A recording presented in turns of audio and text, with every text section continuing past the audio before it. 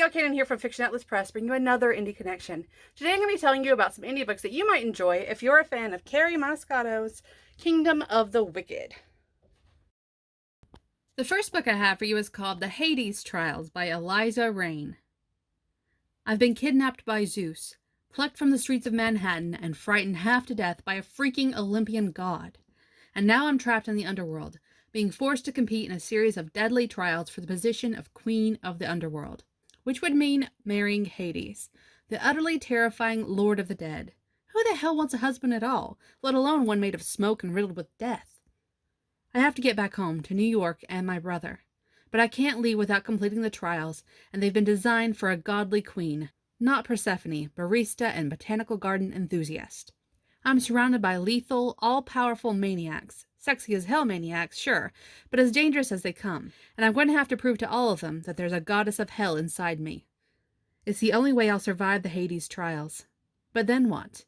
And why am I so desperate to see under Hades' smoky exterior and find out what he's hiding from me? If I win the trials, I have to marry the devil himself, but losing might mean losing my life. The second book I have for you is called The Woe of Shadows by D. Fisher. For the sake of her kingdom, one strong but young queen must risk everything she holds dear. She was fierce, she was strong, she was unstoppable, until a god descended upon their land. The god warned Amala Ashcroft of approaching dark magic that would enslave her people, crush her reign, and defeat her own magic. To save all she holds dear, Amala must strike deals with dangerous enemies and swear blood oaths to powerful allies. But protection doesn't come without harrowing sacrifices. Forced to keep grim secrets, her carefully laid plans begin to unravel in the face of ultimate betrayal. Can Amala prevent the merciless evil from taking hold, or will generations to come battle the same malicious war? The third book I have for you is called A Fate of Wrath and Flame by K. A. Tucker. She would know the world of vengeful gods and monsters, and the lengths one would go for love, and nothing would ever be the same for her again.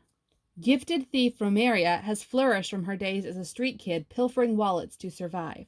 Now she thrives stealing jewels from the rich under the involuntary employ of New York City's most notorious crime boss. But when an enigmatic woman secures her services at sword point, Romeria is plunged into a startling realm of opposing thrones, warring elven, and elemental magic she cannot begin to fathom. Her quest is straightforward. Steal a stone from Islor's sacred garden without anyone discovering her true identity, which would earn her certain death. But the identity she has inexplicably assumed is that of the captured Yorbarsian princess, an enemy to Islor after she poisoned the beloved king and queen on the day that she was to marry the prince. Her betrothed, the newly crowned King Xander, detests her with every grain of his handsome being. Fortunately for Romeria, she is more value to him alive than dead. Xander gives her a choice: life in a cell, or an acquittal of all charges in exchange for her help in exposing the growing plot against him.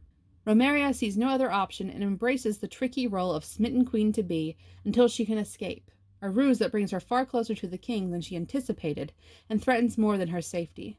As she digs deeper into the sacred garden and the ancient feud between Yarbrough and Islor, she discovers monstrous truths that could spell ruin for all. And the last book I have for you is called Sedendum by Becca Burge. 7 players from across the land of Imperium are chosen by the god of death to play what appears to be a simple game. The winner will have the chance to make one wish for anything, or anyone, dead or alive.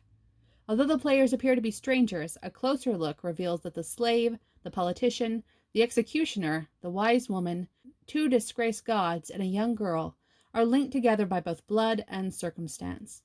As the tension in the game increases with alarming speed, the player's perception of reality begins to warp, and with it comes the question: what is each one truly willing to endure to satisfy their greed? Okay, that's all for me this week. I'll see you next week on the Indie Connection. Bye!